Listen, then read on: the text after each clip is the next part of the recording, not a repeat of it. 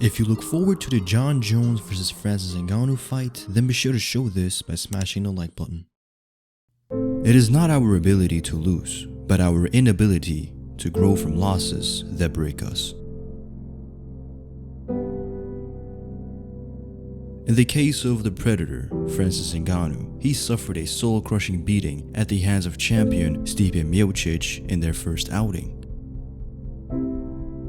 And with that loss, the invincibility and destructive aura around Ngannou was shattered, followed by a timid and lackluster performance against Derrick Lewis. It seemed like Francis would never be the same anymore. Until Francis broke the mental barrier and regained his confidence after destroying Curtis Blades, and from there, business resumed as he was defeating and crushing his opponents left and right. And it only seemed to be a matter of time before revenge was served.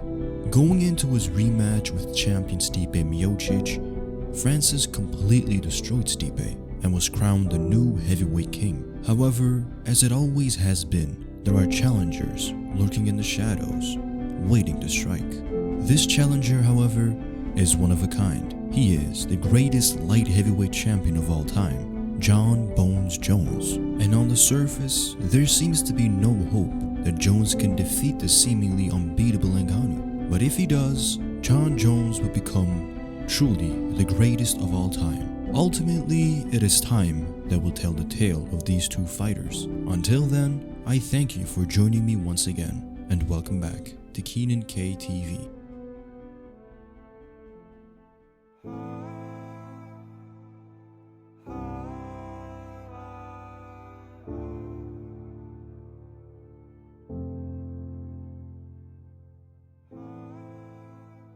Immediately, what we have to talk about is Jon Jones moving up a division. When it comes to Jon Jones, his run at the light heavyweight division has been spectacular. And if you take a look at the measurements of Jon Jones, his stature, 6'4" with an 84-inch reach, he is automatically bigger, rangier, taller than most of his opponents. And so initially, when he started to enter the UFC, a lot of the opponents that he faced were essentially fighters who could have competed or have competed at the middleweight division. Fighters like Vitor Belfort, Lyoto Machida, Rashad Evans, Anthony Smith, Thiago Santos, Chael Sonnen, and even Daniel Cormier. In terms of measurement, in terms of height and reach, was no bigger than your average middleweight fighter. And so when Jon Jones is accustomed to fighting most of the time fighters who are smaller than him, how is he going to react when he's all of a sudden fighting somebody who is bigger than him, somebody who's going to be outweighing him significantly, somebody who matches him in the measurement department as well? How is this game that revolves around being technical, being on the outside and ahead of the opponent, how was that type of a game plan going to fare up against Francis Ngannou? Because if you take a look at Jon Jones' last two performances, you may say that, okay, they looked flat. He has looked better before. But to Jon Jones' credit, he has beaten these opponents. And when you take a look at Dominic Reyes or Thiago Santos early on, they were able to go ahead and win a few rounds and do well when they themselves were on the outside and making Jon Jones chase them down. Jon Jones is not an opponent who is very well at coming forward and connecting with significant strikes against you up against the fence. He's not really about that. He is about you coming into him and him using his reach and range onto you. So in that regard, it is no surprise that they did well initially, just like Alexander Gustafsson did well against Jon Jones initially as well. But one thing is for certain, Jon Jones is not going to have to chase down Francis Ngannou. Francis will take the center of the octagon. He will back up Jon Jones, and he will play into the game that Jon Jones likes to play. However, this is not a game where Jon Jones has the immediate natural advantage in, and that is immediately the turning point of everything. Regardless of skill, regardless of anything, Jon was automatically already winning when he was fighting these guys who were shorter than him, just naturally speaking, just in measurements alone. And then on top of everything, he was so skilled, so smart, that he was completely just able to outzone them round after round. But now he doesn't have that, and now he has to solely depend on his skills. And I've oftentimes said this, when it comes to these tall and rangy fighters, when they move up, all of a sudden, they have to work twice as hard to get half as far in the bigger division. So in my opinion, for the first time ever in Jon Jones' career, Francis Ngannou will have the size advantage.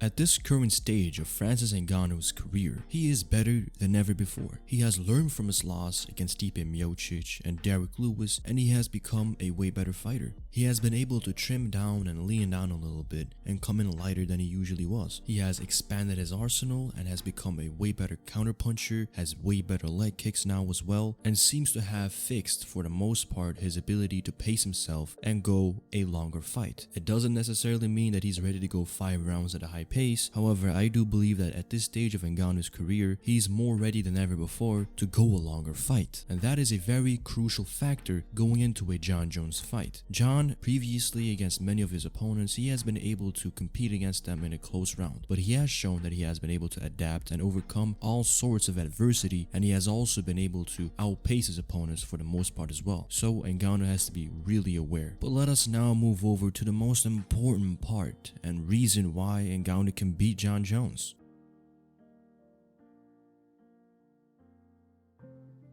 Power is something that Francis Ngannou is just known for. The man has literal game changers, fight changers in his fists. It is uncanny to see somebody at the heavyweight division be this destructive. I mean, if you take a look at the guys that he has beaten, Junior Dos Santos, Alistair Overeem, Andrei Arlovski, Stipe Miocic, these guys are champions in the UFC, and he has dusted them out of the octagon. And so then this becomes the question. Even though Jon Jones is a smart fighter, he has a good chin as well, for the light heavyweight division at least. Who in the light heavyweight division carried the same amount of destructive power that Francis Ngannou carries? Just in that division alone, I can't think of any. And you can have a power puncher in a light heavyweight division, sure, that's one thing. But when you move up, then all of a sudden you have to deal with heavyweight power. And 2 levels above that, you have Francis Ngannou power. It is just a completely different stratosphere. The man is in a league of his own. He is just on a different frequency. So when it comes to Jon Jones, yes, he is a patient fighter. He is a cautious fighter. But I believe that he will be more cautious than ever before. And because of that, I also believe that he will be timid. Because if you think about it, Jon Jones, he can't really earn the respect of Francis Ngannou by hitting him and just getting a really good stun on him. He doesn't have the power for that. Perhaps if he can set him up with a big knee or a head kick, even then, I am struggling to think that Jon Jones can earn the respect and stun Ngannou in that manner either. So Jon Jones right away has to fight a very timid outside passive fight, which will play in the favor of Ngannou, not in the matter of Ngannou controlling the range, but also Ngannou being able to pace himself and go a longer fight, which will also benefit him. And right away with the size and power advantage, Ngannou can also go ahead and leg kick Jon Jones, because Jon Jones is not going to be able to take the massive thuds and big sweeping heavy leg kicks for 5 rounds straight. It is not going to happen. And when Francis Ngannou decides to dedicate a lot more time to the leg kicks, he will take away the mobility, which is probably the only thing that Jon Jones has going his way, in his favor, and his advantage in his matchup. So if he can take away the mobility, he has pretty much Jon Jones as a sitting target. And as soon as Francis Ngannou can connect with a shot, I think that he will be able to stun Jon Jones, and from there I think that Francis Ngannou can seize the opportunity and get a finish on Jon Jones.